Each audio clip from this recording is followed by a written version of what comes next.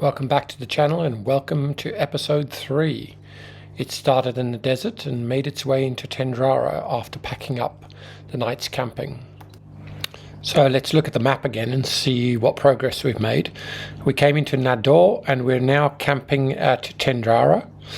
So on day 3, what we will be doing is we'll be progressing from into Chenara, grab a coffee and then head out into the desert, making our way towards Bufta, where we'll refuel for the day. And then after Bufta we have another off-road section heading out into the desert, making our way towards Bunani. Please excuse my pronunciation, but anyway, after that we will then do one more off-road section towards Budnib and camp just before we reach Budnib, about 20 to 30 kilometers outside of town in the desert. So I hope you enjoy. Is it an actual track? Huh? Is it an actual track? Most of the way, yes, but sometimes you just got to follow the GPS, yeah? So there's a bit of off-piste now and then. You do have to keep an eye on the track. Ready, mate? Your boy?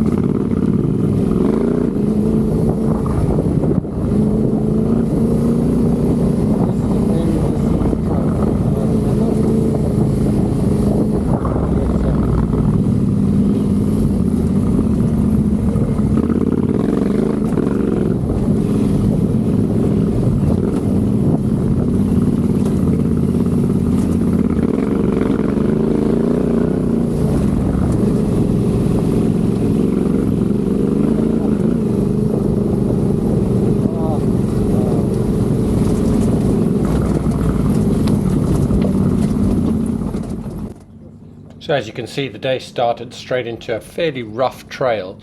A lot of these trails that I mapped out were just very vague satellite images that there'd been a path that you can very much see looking at this footage that these are pretty much disused tracks. And it kind of makes them fun because you're kind of off the beaten path a little bit, and it makes the sense of adventure really sort of hit home when you're out like this and you're having to make adjustments like I am here, turning right and heading off into what feels like nowhere. But there's definitely a track, and we do pick up the trails again. So enjoy. This was quite the way to start the day, I must admit, and the day just got better.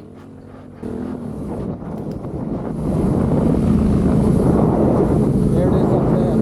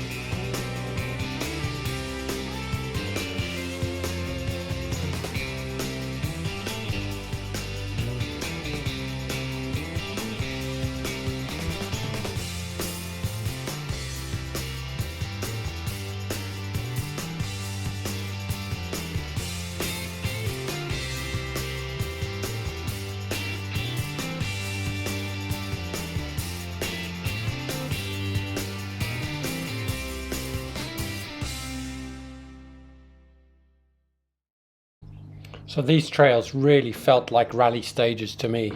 They're obviously unplanned rally stages because they're Dale specials, but the tracks were just magical after a night's camping under the stars. We were able to hit these trails, ride along, hit our waypoints and make our way through the desert. What a stunning introduction to the desert. It was just, we were having such a hoot and just making progress really to the next town. The plan was to meet up with our mate in the next town in his 4x4, Mikhail, So you'll see in a second, we got a little bit lucky catching up with him, but that's all part of the fun. Mark here is tailing in behind me, and we're on comms, just living the dream.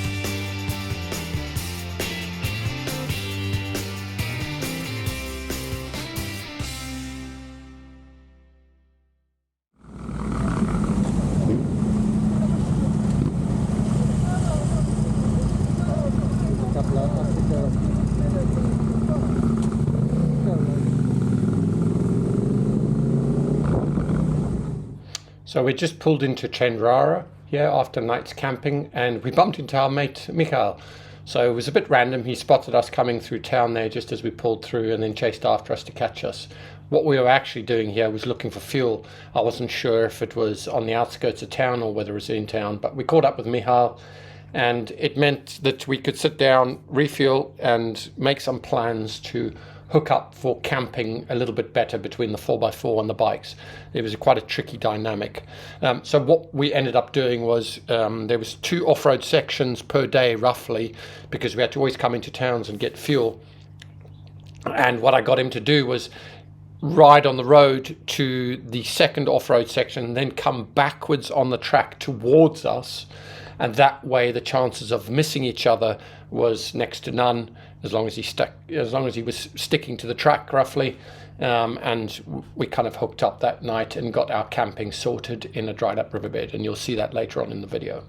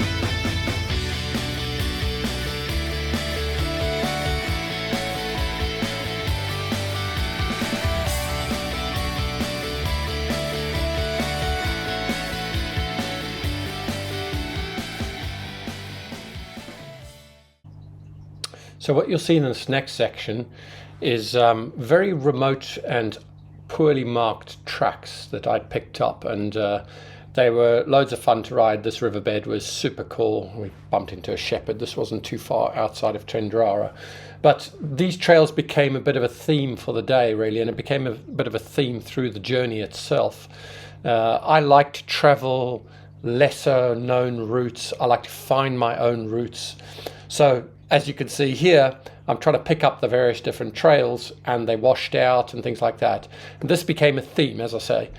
This became known as Dale's Trails or Dale's Special, much in that rally style thing. And you just pick a set of waypoints across the desert, you know roughly the direction you're going in, and you trust your research that you've done in advance. So these trails, as you can see here in this sped up footage, is very hard to see, but I'm just following my waypoints on my GPS, and that's part of the fun. What we're actually trying to do here is we're trying to pick up a railway line in the middle of the desert.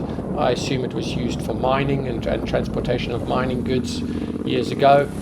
Not sure if it's used. We didn't see a train for toffee the whole time that we're out there, but once we've got to the railway line itself, we were able to then follow along the railway line itself, and then there were some service roads very much disused service roads, but there were service roads that you could see an outline of a track along the desert piste.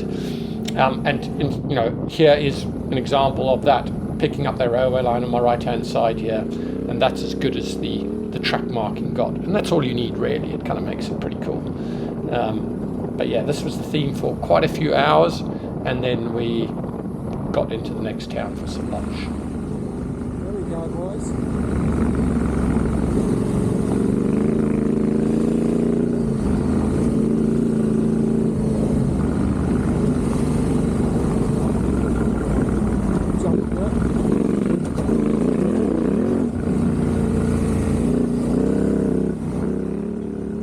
As you can see, the trail is becoming more and more desert-like with the sand softening and stuff like that. So like I mentioned earlier in the previous video, the introduction to the sand in the desert is increasing. The difficulty is becoming slightly higher for those who don't like sand, and it was a nice gentle way of breaking our way in with these trails, as you can see. So they're kind of not a very deep layer of sand in sections, and very much manageable, just to get us into the swing of things and make sure the boys are warming up to it.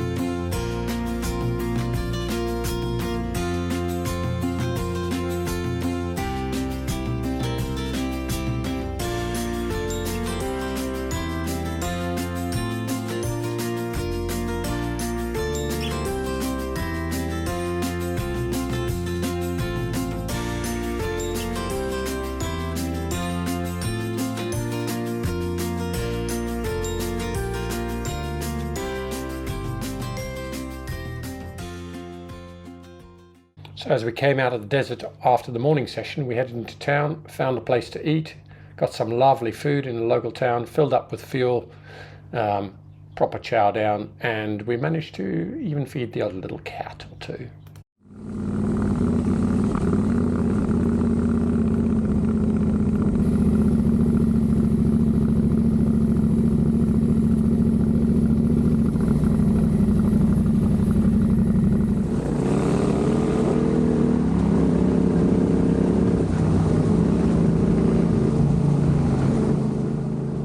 Freshly fueled up from lunch, both physically and the bikes refilled from a petrol perspective. We got off into the desert and did some wicked riding. Mark and I got a wiggle on. There was a very close incident where he failed to see a ditch, but the Insta was not on at the time, so I suppose theoretically it didn't really happen if it's not on camera. But anyway, wicked trails in this wonderful valley. If you look to the left there's mountain range on the left hand side, and then on my right hand side there's also a huge mountain range. Just stunning, riding across these huge plains, but the sort of conditions under your wheels it was like marbles, riding on marbles, and you're riding fairly high speed, and you go around these bends and these marbles just want to move. So it required a lot of attention. There were quite a lot of sharp rocks along the way, and this is where the punctures started to happen. So if you weren't paying attention, pinch flats were a problem on the front tire, and having the right tires was a crucial choice. And also whether you are going tubeless or tubed. So all these things shall be revealed as we continue.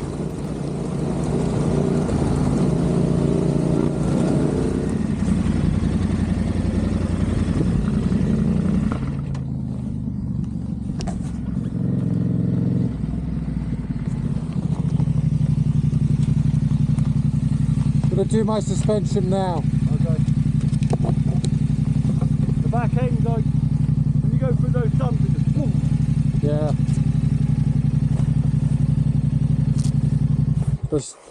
Just stop and do it. I'll have some pictures. I'll have a fag too. Take a rest, have a fag. I've got to wait for Nigel anyway. I wonder if he's lost. I can't hear you. Oh fuck. Well, he's got the fucking GPS as well, hasn't he? So, has he got GPS with him? Yeah. So what had transpired is our mate had dropped back, disappeared out of our mirrors, and he did have the GPS track with him, but he'd got a puncture. So we turned round after that, after noticing he wasn't there, and went and checked on him. There were regular checks along the way to make sure that we were all together, but he did have a GPS and the route, so we weren't worried about him getting lost. It was just whether you crashed or whether you had punctures and needed help. So on a regular basis we did check these things, and we did go back whenever somebody needed help.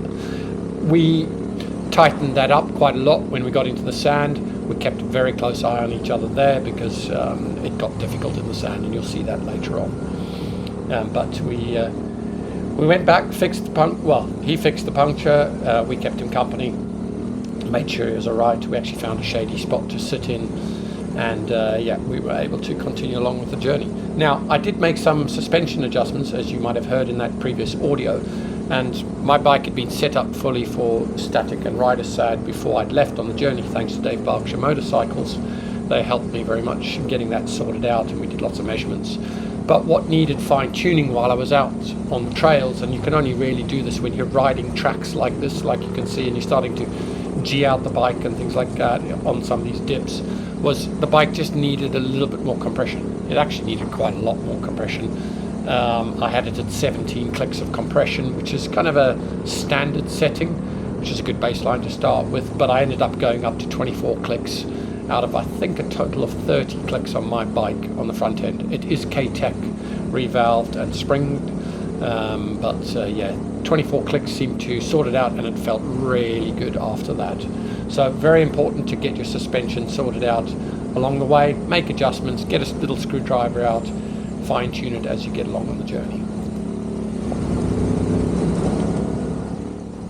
As an extra little bit on that suspension thing, I did actually add 4 extra clicks to the shock at the back, because that was also bottoming out, as my mate said. So we made some finer tweaks there. The rebound and preload was perfect. We just added that little bit of extra compression on the rear also to take care of that.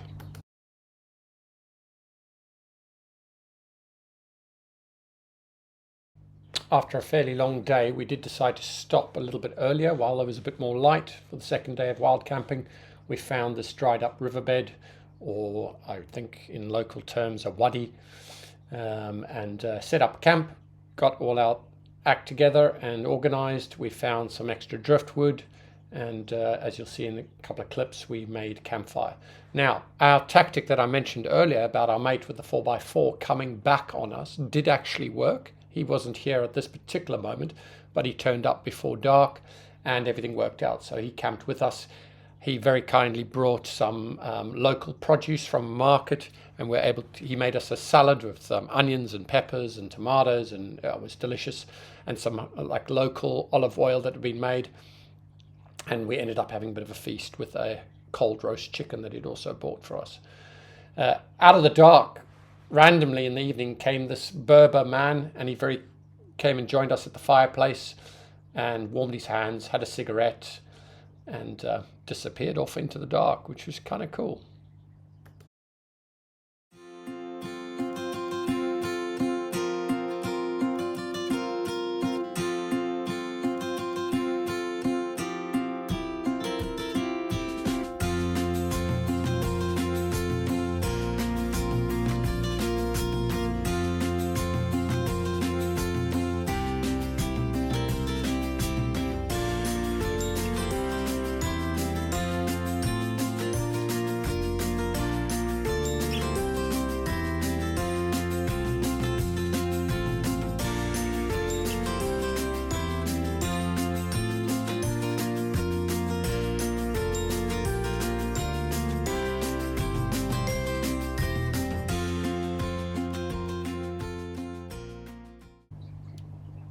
Thanks for watching. The next day got interesting.